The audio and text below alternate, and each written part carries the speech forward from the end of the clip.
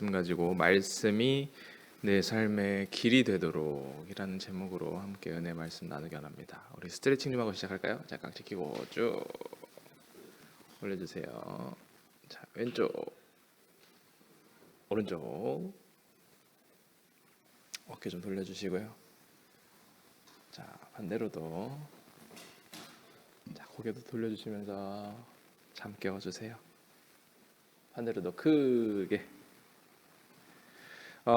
설교를 시작하면서 먼저 질문 하나 드려볼게요. 여러분들은 위기의 순간, 어떤 어려움의 순간에 떠올리는 말씀이 있으십니까? 기억나고 떠올리는 말씀. 지금까지 이제 삶을 살아오면서 크고 작은 어려움과 고난들이 있으셨을 거예요. 근데 그때 이제 저도 이제 그 뭔가를 이제 찾아보려고 하다 보면 유튜브나 이런 거 자료를 찾아보려고 하다 보면은 뭔가 이게 제목부터 인생의 압박을 받게 하는 무언가가 있어요. 보면은 뭐 유튜브에서 많은 정보들이 있다 보니까 그런 것들이 있죠. 왜 이 주식을 사지 않았느냐, 왜 이 땅을 사지 않았느냐, 왜 이런 시세를 놓쳤느냐, 막 이런 것들이 있죠. 그래서 막 더 빨리 서둘러라, 더 빨리 사라, 더 빨리 준비해라, 더 많이 가져라, 이런 내용들을 자꾸 알게 모르게 제 눈에, 제 머릿속에 주입을 하다 보니까 그때 이제 굉장히 제 스스로는 뭔가 이 세상을 따라가지 못하는 무능한 사람인 것 같은 느낌이 들 때도 있고, 그러다 보니까 뭐 SNS든 주변 소문이든 뭐 어떤 소식이든 사람들이든 간에 세상에서 흘러들어오는 그런 이야기를 들을 때마다 뭔가 위기다, 나는 지금 뭔가 놓치고 있다, 많이 늦춰지고 있다, 늦었다, 이런 생각을 할 때가 있다는 거죠. 그럼 그때 그런 시기에, 내 마음에 어떤 어려움이 무너지는 그 시기에 나를 일으키는, 내가 떠올리게 되는 말씀 구절이 있느냐라는 질문을 하는 거예요. 여러분들의 위기의 순간에 떠올리는 말씀이 무엇이 있습니까?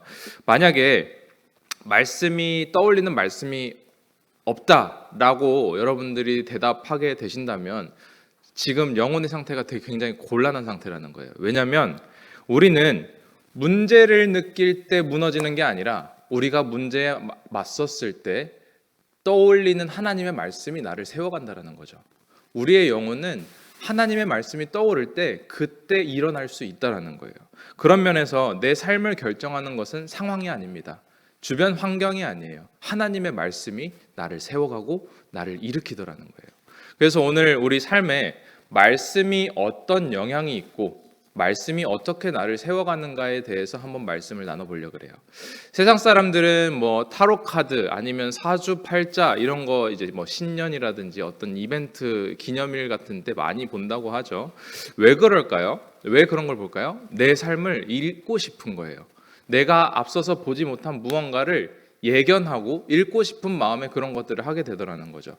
어떤 면에서는 사실 교회 안에서도 일종의 그런 문화가 있습니다. 여러분 송구영신 예배 때 말씀 카드 뽑으시잖아요.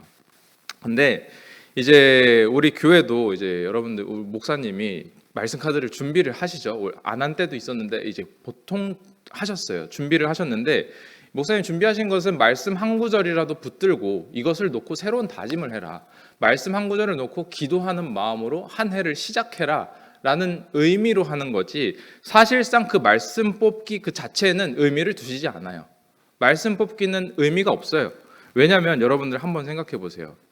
한 해 진짜 완벽하게 나한테 들어맞는 하나님의 진리된 말씀을 뽑았다고 쳐요.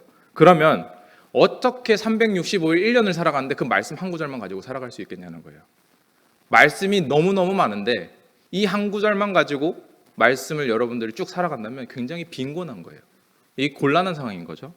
만약에 이제 지금 2월이죠. 10개월, 이제 10개월이 남았어요. 이번 연도가. 근데 제가 이제 뭐 여러분들 이 수요 예배나 아이들 예배까지 해가지고 50번의 설교를 넘게 할 거예요.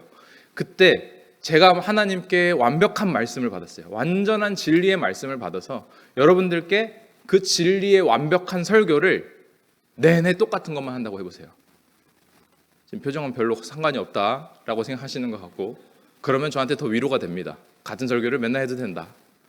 근데 1년 내내 같은 설교를 하면 여러분들 당연히 전도사님 설교 준비를 안 하시네.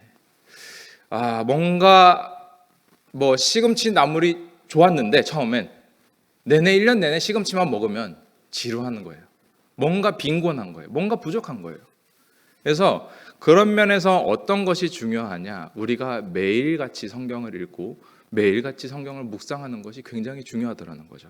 어떤 분이 이 성경을 읽고 묵상하는 것에 대해서 뭐라고 비유했냐면은 조간신문을 읽는 것과 같다라고 얘기를 했어요. 그러니까 매일 아침마다 성경을 읽고 묵상하는 것은 매일 아침 배달해서 받아서 볼 수 있는 조간신문 같다. 지금은 이제 그렇진 않죠. 요즘에는 이제 신문이나 뉴스 이런 게 뭐 핸드폰으로도 다 볼 수 있으니까 그렇지 않은데 옛날 이제 풍경을 여러분들 한번 떠올려 보시면 아버지들이 아침에 일어나서 조간신문을 배달받아서 읽고 있는 그런 모습을 한번 상상해 보세요. 그때 조간신문을 왜 볼까요? 이 조간신문을 통해서 오늘을 읽고 내일을 읽는 거예요. 어제를 상황을 파악하고 내일 어떻게 살아가야 될지를 고민하더라는 거죠. 같은 맥락으로 우리가 매일 성경을 읽으면 어제와 오늘을 내 삶을 읽을 수가 있다는 거예요. 우리가 사람이 성경을 읽는다고 얘기를 하죠. 그렇지 않아요. 사람이 성경을 읽고 묵상을 하다 보면 그 사람이 성경을 읽는 게 아니라 이 성경을 통해서 내 삶을 읽어가게 되더라는 거예요. 내 삶이 성경에 비춰지면서 내 삶의 어제는 이렇다. 내 오늘은 이렇다. 내일은 이럴 것이다. 라는 것들을 성경을 통해서 읽어가더라는 거예요.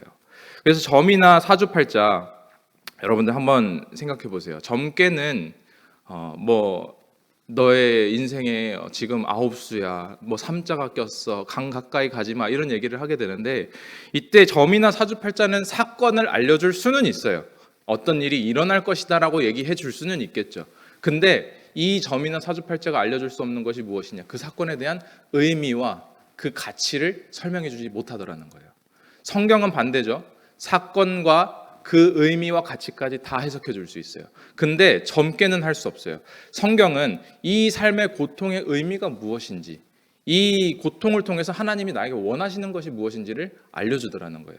그래서 예수 그리스도를 믿고 그분의 말씀을 묵상하다 보면 내가 원하지 않는 화를 피하고 복을 받는 수준이 아니라 그 이상 내 존재 자체가 하나님께 복이 되더라는 거예요. 하나님의 복이 되는 거예요. 그래서 성경과 함께 동행하는 여러분들이 되셨으면 좋겠습니다. 말씀을 읽고 묵상하셔서 내 존재 자체가 하나님의 의미와 가치로 채워가는 모두가 되시기를 주의 이름으로 축원합니다. 오늘 말씀 시편 119편 9절 말씀 한 구절만 같이 읽겠습니다. 시작. 청년이 무엇으로 그의 행실을 깨끗하게 하리이까? 주의 말씀만 지킬 따름이니이다. 아멘. 그냥 읽다 보면 1차적으로 말씀을 잘 지키면 행실이 깨끗해진다라는 거구나. 그렇게 해석하셔도 괜찮습니다. 근데 여기서 행실이라는 단어의 원어는 영어로 way, 길이란 뜻이에요. 그러니까 이게 무슨 말이냐면은 하나님의 말씀을 지키는 것이 가장 좋은 길로 가는 방법이다라는 거예요. 이게 굉장히 중요하죠. 왜냐하면 우리는 모두가 인생의 길을 찾고 있어요. 내가 이 길의 앞에 연애는 어떻게 해야 될 것인지, 결혼은 어떻게 해야 될 것인지, 그리고 가정을 어떻게 꾸릴 것인지, 돈의 운영은 또 어떻게 할 것인지 이런 것들을 길을 찾고 있어요. 근데 그렇다면 우리가 찾을 가장 좋은 길은 성경에 있다라는 뜻이에요. 근데 때때로 이제 그런 사람들이 있죠. 나는 지름길로 가고 싶지 않아요. 돌아가는 길을 좋아합니다. 라고 얘기하는 사람들이 있을 수 있어요. 여러분 성경을 읽으시고 성경이 원하는 대로 그 지름길을 따라가서 가장 좋은 길로 가시길 바랍니다. 라고 얘기할 때 아멘 하는 사람이 있는 반면에 저는 방황하고 싶어요. 방황이 청춘의 특권 아닙니까? 라는 식으로 말하는 사람들이 있는데 일상적으로 말은 할 수 있는데 사실 일상적으로 선택을 그렇게 하지는 않아요. 제가 이제 여기저기 운전을 하고 내비를 찍고 다니다 보니까 운전하고 내비를 찍으면 딱 그런 식으로 나와요.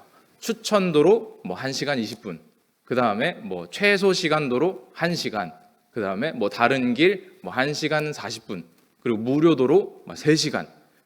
이때 제가 무료도로를 한번 선택을 해본 적이 있어요. 궁금해서. 나는 여유롭게 즐길 수 있어. 보이는 풍경을 한번 즐겨보겠어. 아니요, 이거 미친 짓이에요. 이거는 하지 않느니만 못해요. 그냥 짜증만 더 나요.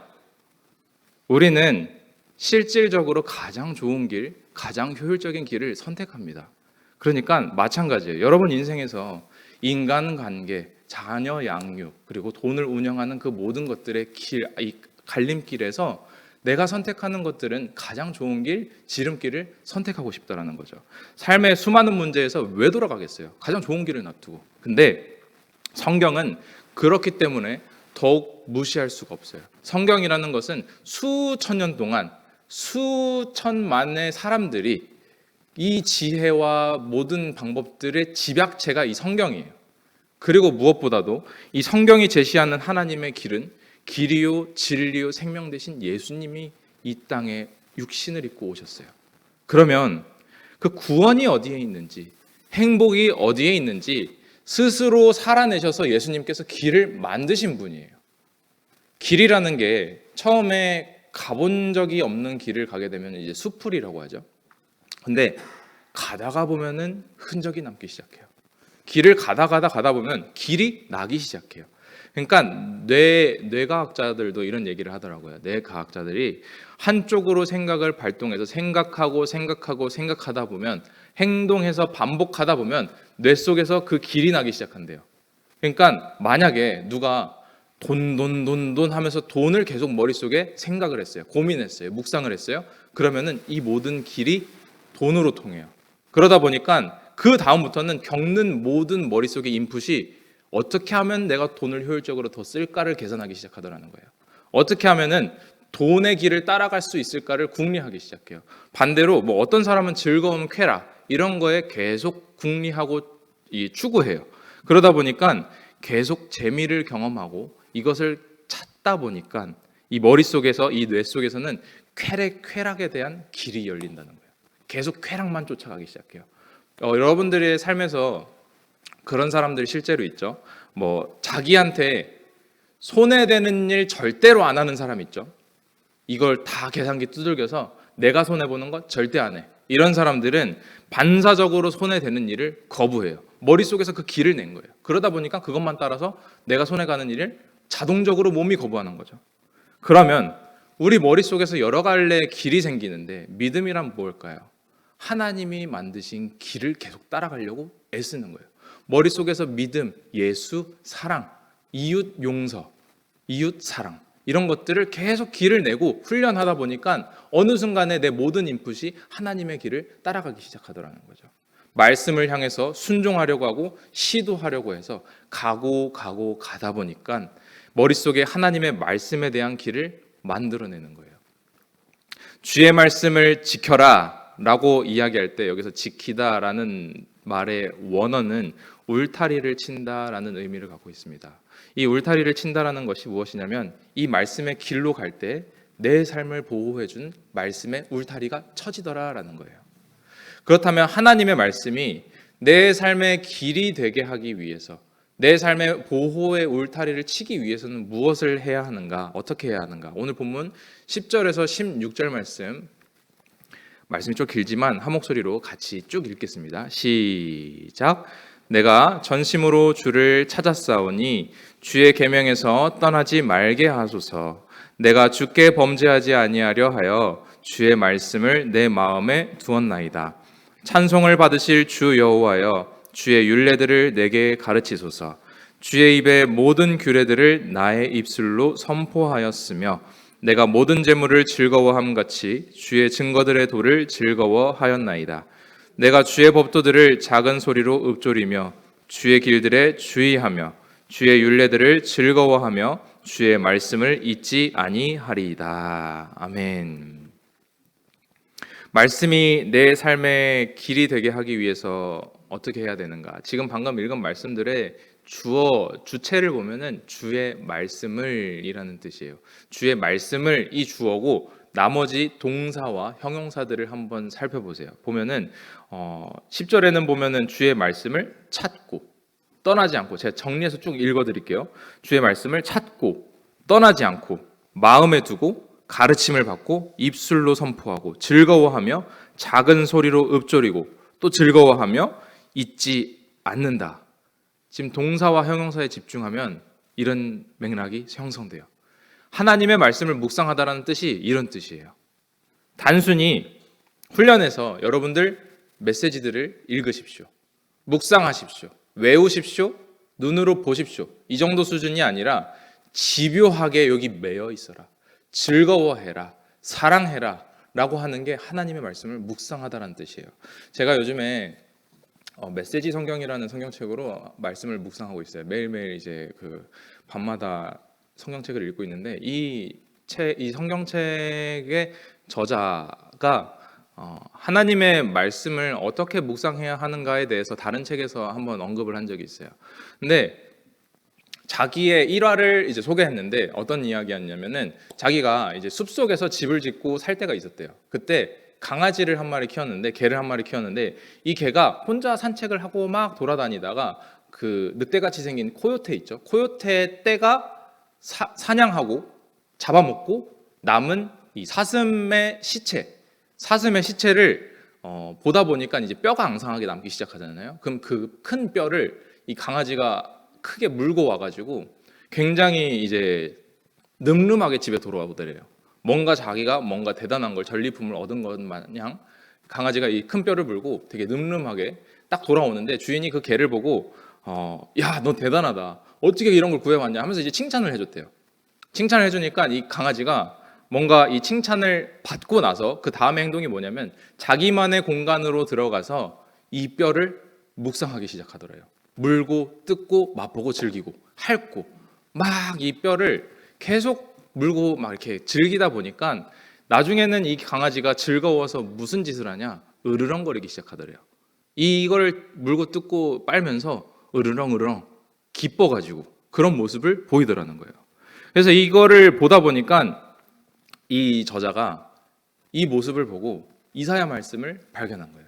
이사야 31장 4절 말씀 앞에 보시면은 위에 보시면은 여호와께서 이같이 내게 이르시되 큰 사자나 젊은 사자가 자기의 먹이를 움키고 으르렁거릴 때 이 말씀을 보고 본인의 경험한 것과 이사야가 경험한 것이 굉장히 매칭이 된다라는 것을 느끼기 시작했대요.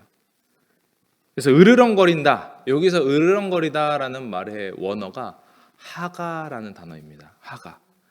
이 하가가 시편 1편에도 나와요. 시편 1편 1절 2절 말씀 보실까요? 시편 1편 1절 2절 같이 읽겠습니다. 시작.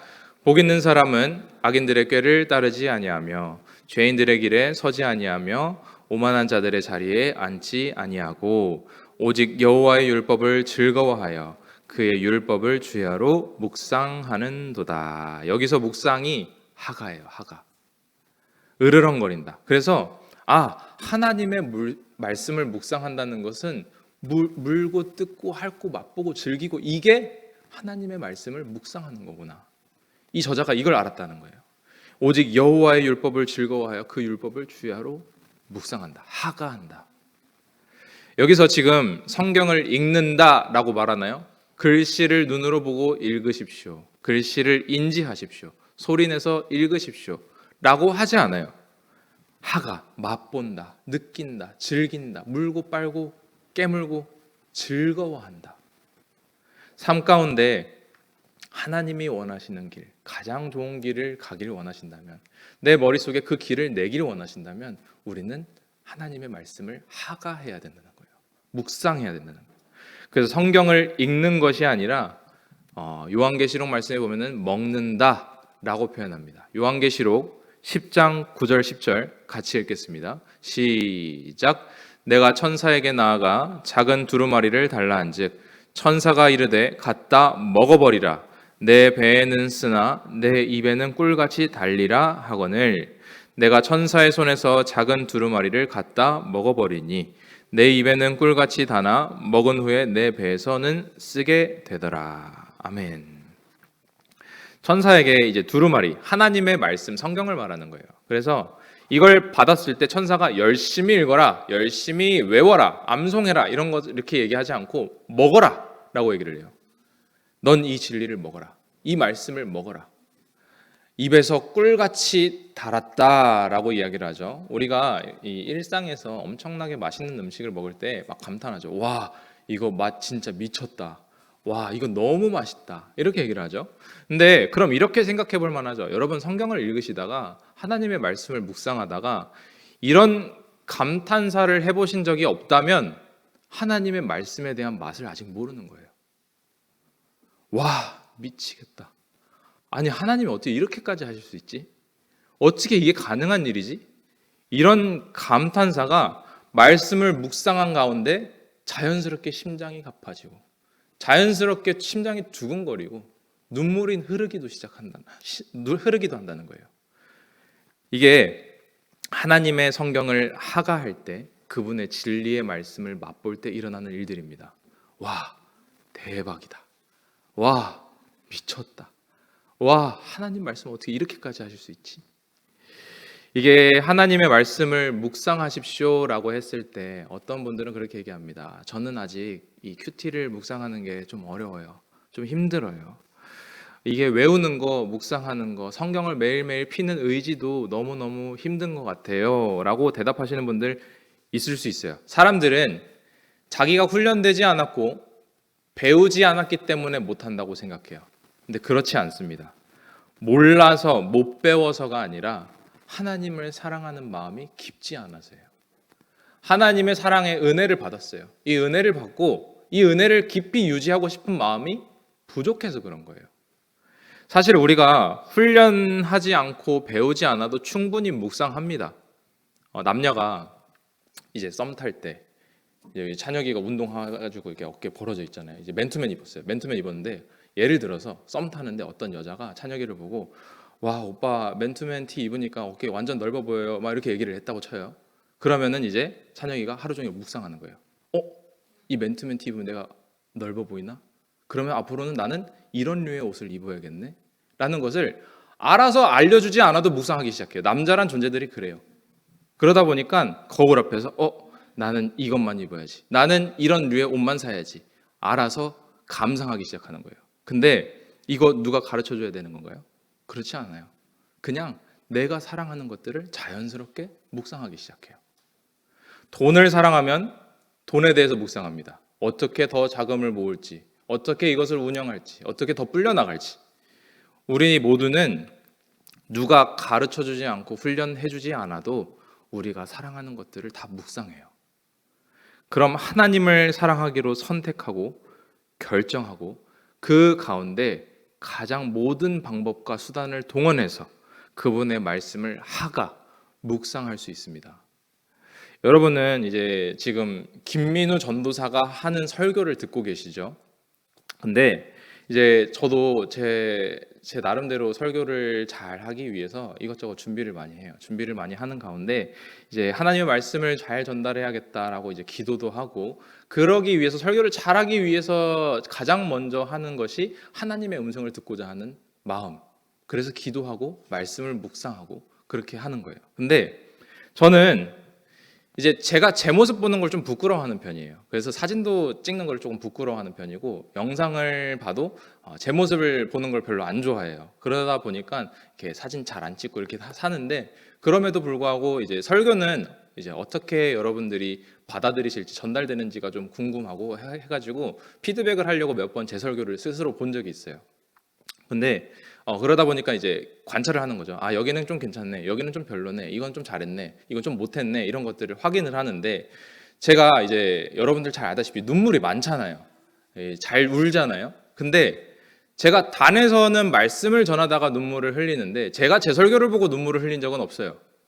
제가 제 설교를 보면서 와, 진짜 눈물이 날 정도로 감동이 일으켜진다 이렇게 느낀 적이 단 한 번도 없어요. 근데 제가 말씀을 전하다가 혹은 혼자 말씀을 준비하다가 그래서 하나님의 말씀을 떠올리고 묵상하다가 하나님의 사랑을 느끼고 그분의 임재를 느끼기 시작하면 눈물이 나기 시작해요. 그래서 말씀을 전하다가 제가 은혜를 받아서 눈물이 나고 말씀을 준비하다가 이 말씀에 은혜를 받아서 또 눈물이 나기 시작하고 왜 그럴까요? 지금 이 예배 가운데 여러분들은 저를 통해서 하나님의 말씀을 듣지만 저는 성령을 통해서 하나님의 말씀을 직접 듣는 거예요. 이게 더 중요한 겁니다.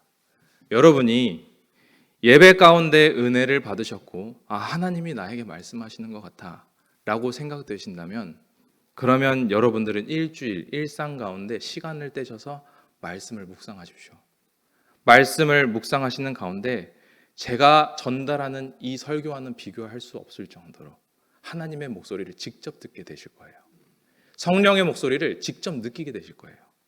형용할 수 없는 놀라운 진리를 여러분들 영혼 가운데 들려주실 겁니다. 하나님의 말씀을 하가하시는 모두가 되시길 주의 이름으로 축원합니다. 요한계시록 10장 9절 10절 말씀을 다시 한 번 더 9절 10절 말씀 같이 읽겠습니다. 시작. 내가 천사에게 나아가 작은 두루마리를 달라 한즉 천사가 이르되 갖다 먹어버리라. 내 배에는 쓰나 내 입에는 꿀같이 달리라 하거늘 내가 천사의 손에서 작은 두루마리를 갖다 먹어버리니 내 입에는 꿀같이 다나 먹은 후에 내 배에서는 쓰게 되더라. 아멘. 하나님의 말씀을 먹었더니 입에서는 꿀같이 달았지만 배에서는 썼다라고 표현을 하죠. 여기에는 성경을 비롯해서 책을 읽는 두 가지 목적, 이유에 대해서 설명을 하고 있어요. 첫 번째로는 내 입에 꿀같이 달다라는 말은 내 목적을 위해서, 나의 목적을 위해서 책을 읽는다는 뜻이에요. 그러니까 뭐 요리를 위해서 요리책을 보겠죠. 여행을 가기 위해서 여행 가이드북을 보게 될 거예요. 그러니까 나만의 목적을 위해서 책을 읽는 거죠. 똑같이 하나님의 말씀을 읽는 것도 나만의 목적을 위해서 하나님의 말씀을 묵상할 수도 있어요. 그리고 내 입맛에 맞게 말씀을 읽다 보면 이 말씀이 입에 너무 달아요. 신년 말씀 복귀할 때 유명한 구절들을 몇 개 가져왔어요. 마태복음 11장 28절 말씀 보실까요? 마태복음 11장 28절 같이 읽겠습니다. 시작. 수고하고 무거운 짐진 자들아 다 내게로 오라. 내가 너희를 쉬게 하리라. 아멘. 이거 직장인들이 뽑으면 굉장히 좋아하는 말씀이죠. 아 주님 야근이 너무 힘들어요 할 때 수고하고 짐진 자들아 다 내게로 오라 하면은 역시 하나님 나에게 좋은 말씀 주시네 이렇게 느낄 수 있죠. 잠언 3장 5절 6절 말씀 같이 읽겠습니다. 시작. 너는 마음을 다하여 여호와를 신뢰하고 내 명철을 의지하지 말라. 너는 범사의 글을 인정하라. 그리하면 내 길을 지도하시리라. 아멘. 이게 인생이 진로가 불투명한 사람들이 보면 굉장히 좋아하는 말씀입니다. 앞길이 어떻게 될지 모르겠어요 할 때 하나님이 지도하신다면 막 마음의 위로가 엄청나게 와요. 빌립보서 4장 13절 같이 읽겠습니다. 시작. 내게 능력 주시는 자 안에서 내가 모든 것을 할 수 있느니라. 아멘. 이거 고3들이 굉장히 많이 읽는데요. 수능 시험 앞두고 제일 많이 읽는 구절이 이 구절이래요. 욥기 8장 7절 시작. 내 시작은 미약하였으나 내 나중은 심히 창대하리라. 아멘. 이거 사업하시는 분들 벽에 꼭 붙어있죠. 근데 사실 앞뒤 맥락 자르고 이 말씀만 보면 좋은 구절이에요 이게. 근데 이게 사실은 하나님이 욥에게 하시는 약속의 말씀이 아니고 욥의 친구가 욥에게 약간 정죄하듯이 내뱉는 말이에요. 그러니까 너 착하게 살면 하나님이 복 주실 거야. 잘하면 하나님이 이렇게 해주실 거야. 그러니까 이 조건부 은혜를 자꾸 강조하다 보니까 이게 이 말씀이 신학자들 사이에서는 사용하는데 주의를 요하는 구절 중에 하나입니다. 근데 이런 식으로 내 삶에 맞춰서 그냥 내 상황에 맞춰서 말씀을 읽다 보면 입맛에 맞는 구절들이 계속 나와요. 좋은 말들이 굉장히 많아요. 직접적으로 받은 격려와 위로. 입에 너무너무 달죠. 근데 이 말씀이 입에서는 달지만 요한계시록 말씀에 보면 배에서는 쓰다라고 합니다. 그래서 배에서 쓰단 말은 그런 거예요. 원래 첫 번째 목적은 내 목적을 위해서 책을 읽었다면 두 번째 목적은 저자의 목적성을 이해하기 위해서 책을 읽는다는 거예요. 그래서 모든 류의 책도 그렇고 성경도 그렇고 1번은 내가 원하는 것을 읽는 데서부터 출발했다면 고수는 2번까지 갑니다. 저자의 목적이 어디에 있는가? 하나님의 목적이 어디에 있는가? 일반 책들을 읽을 때, 세상의 책들을 읽을 때 이 저자의 목적을 읽어내기 위해서 어떻게 해야 되는가에 대해서 어떤 사람이 설명했는데 그렇게 딱 얘기하더라고요. 내 안에 있는 얼어붙은 마음을 도끼로 깨는 작업이 필요하대요. 내 안에 얼어붙어 있는 마음을 도끼로 깨는 작업. 그러니까 진짜 좋은 책을 만나면 내 세계에 균열이 가요. 내 마음에 무너짐이 있어요. 고집이 부서져요. 그러니까 이 세계가 찢어지고 부서지고 그것들을 통해서 재조합되는 거. 그래서 내가 성숙하고 성장하는 책들이 좋은 책이다라고 세상에서도 얘기를 해요. 그러면 성경은요? 하나님 말씀은요? 하나님 말씀을 읽다 보면 내 심령 골수를 쪼개는 느낌들이 있어요. 내 죄를 후벼 파는 느낌들이 있어요. 그래서 성경은 사실 가장 위로되는 책이지만 동시에 가장 당황스러운 책이에요. 당황스럽게 만드는 책이에요. 내가 원하지 않는 것을 나에게 요구하기 때문입니다. 배에서 너무너무 써요. 사랑할 수 없는 사람을 사랑하라 그래요. 용서할 수 없는 사람을 용서하라 그래요. 하나님이 방망이질을 하시는 거예요. 우리가 돈에 혈안이 돼 있잖아요. 돈이 굉장히 삶에 중요하다고 하잖아요. 그러면 하나님은 왜 굳이 우리에게 헌금과 연보 11조 모든 것들을 이렇게 바치라고 하셨을까요? 하나님이 내 것이라고 여기는 이 이기심을 방망이질 하시는 거예요. 불편하게 만드시는 거예요. 그것으로 공동체와 이웃 땅끝까지 섬기는 데 사용해라. 돈, 시간, 재능 모두 다 그렇단다. 내가 하나님의 말씀에 순종하려면 내 세계가 부서지는 경험이 있어야 돼요. 고집이 무너지는 경험이 있어야 돼요.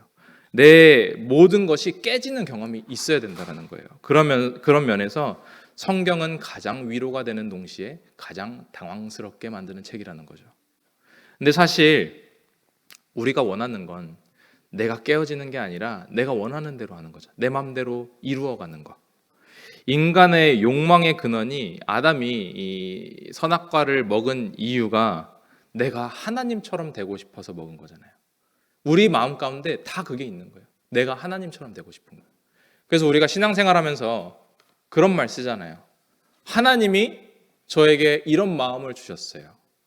하나님이 저한테 이렇게 말씀하셨어요 라고 이런 문구를 쓸 때가 있어요. 그래서 가만히 보니까 제가 정말로 하나님이 말씀하셔서 그래서 그 감동에 따라서 하나님이 말씀하셨어요 라고 말하시는 분도 있는데 많은 경우에 하나님이 뜻이라는 명목을 앞에 두고 내 욕구를 가리고 그리고 내 의지를 이뤄내고 싶을 때 쓰기도 하더라는 거예요. 그래서 이 하나님이 저한테 이런 마음을 주셨어요. 이거를 언제 어떤 상황에서 써야 될지를 오늘 한번 정리해 드릴게요. 세 가지로 언제 이 말을 써야 하느냐. 첫 번째, 따라해 주십시오. 성경과 교회의 질서 아래에서. 네, 성경과 교회 질서 아래에서 쓰시면 됩니다. 그러니까 성경에서 그걸 요구했어요? 그럼 쓰시면 돼요. 하나님이 이렇게 말씀하셨어요. 성경에서 요구하면 괜찮습니다.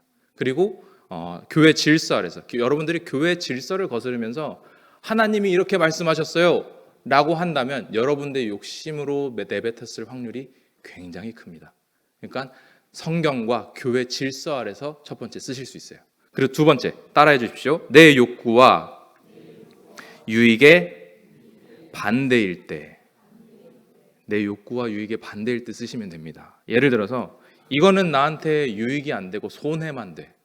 내가 그냥 나는 희생만 해야 돼. 그럼 쓰시면 돼요. 하나님이 나에게 이런 마음을 주셨어요. 예를 들어서 그런 거죠. 하나님이 저한테 여러분들을 위해서 오늘 예배 끝나고 가시면서 치킨 한 마리씩 제가 쿠폰으로 주라고 하나님이 말씀하셨어요. 이런 거 쓰시면 돼요. 그럼 여러분들이 할렐루야 하겠죠. 하나님을 찬양하겠죠. 이런 거예요. 예를 들면 여러분들의 유익과 이익에 반대될 때, 내가 손해를 감수해야 될 때 그때 하나님이 이런 마음을 주셨어요. 쓰시면 됩니다. 그리고 세 번째, 따라해 주십시오. 모두가 하기 싫어하는 일을 할 때,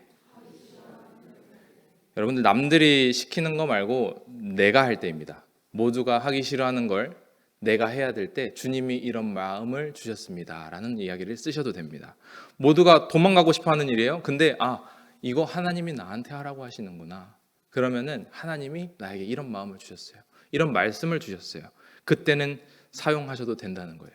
그러니까 다시 말씀드리면 하나님의 말씀을 배에서는 쓰지만 소화하고 삼키고 순종하는 사람들에게 그 순종을 통해서 하나님께서 가장 좋은 길로 인도하신다는 거예요. 이 책을 먹으라, 하가해라. 여러분 자녀들 키우실 때 김밥 같은 거 먹이면 아이들이 그런 애들 있죠. 막 오이, 당근, 시금치 이런 거 빼는 애들 있죠. 입맛대로 먹는 친구들. 근데 지금 부모님이 그럼 얘기하죠. 좀 다 먹어라. 남기지 말고 고르지 말고 다 먹어라. 근데 하나님이 그렇게 말씀하시는 거예요. 사랑하는 아들아, 사랑하는 딸아. 이 성경은 너를 향한 온전한 하나님의 말씀이란다. 너를 온전하게 하기 위해서 부족함이 없는 완전한 말씀이란다. 이 하나님의 말씀을 다 먹어라 라고 얘기하시는 거예요. 입맛대로 남기지 마시고 편식하지 마시고 잘 먹어서 쑥쑥 성장하고 성숙해 나가는 모두가 되시길 주의 이름으로 축원합니다. 말씀을 마무리합니다. 제가 신학대학원에 있을 때 이제 채플 예배를 드렸죠. 이 예배를 드릴 때 어떤 강사 목사님이 오셔서 마태복음 6장 33절 말씀으로 이제 설교를 하신 적이 있어요. 그때 이제 그런 말씀하셨어요. 주의 종들이 가난하고 비루할 수 있습니다. 근데 주의 종들은 굶지 않습니다라고 얘기하는 거예요. 너무 위로가 되잖아요. 그 마음에 위로가 되잖아요. 이 주의 종들은 굶지 않습니다. 이제 마태복음 6장 33절 말씀 같이 읽어볼까요? 마태복음 6장 33절 여러분들 다 아시죠? 그런즉 너희는 뭐라고요? 먼저 그의 나라와 그의 의를 구하라. 그리하면 이 모든 것을 너희에게 더하시리라 라고 해요. 엄청 위로되잖아요. 주의 종은 굶지 않습니다. 주의 종은 비루할 수 있습니다. 가난할 수 있습니다. 그러나 굶지 않습니다. 근데 그 끝에 뭐라고 얘기하냐면 주의 종은 순교하는 겁니다 라고 얘기를 하는 거예요. 그때 마음속에 제가 그랬어요. 했는데 멈칫하는 듯 했지만 계속 이 말씀 구절이 제 머릿속에 그때 되뇌이기 시작하는 거예요. 그래, 주의 종은 비루할 수 있어. 가난할 수도 있어. 근데 먼저 그의 나라와 의를 구하면 모든 것을 더하신다고 하셨어. 순교하면 순교했지. 비루하면 비루했지. 그래도 하나님의 말씀과 뜻을 따르자. 성령님이 제 마음속에 설교하시기 시작하는 거예요. 나만 믿어. 내가 책임질 거야. 내가 알아서 다 해결해 줄 거야. 다 붙여줄 거야. 그리고 이 배에서 쓴 하나님의 말씀을 순종하기로 작정했어요. 그래서 제가 말씀으로 살아가는데 고비가 없었을까요? 아니요, 그렇지 않아요. 어려움도 있었고 고비도 있었습니다. 근데 그 고비 때마다 하나님이 저에게 말씀하셨고 저는 그 말씀을 기억했어요. 떠올렸어요.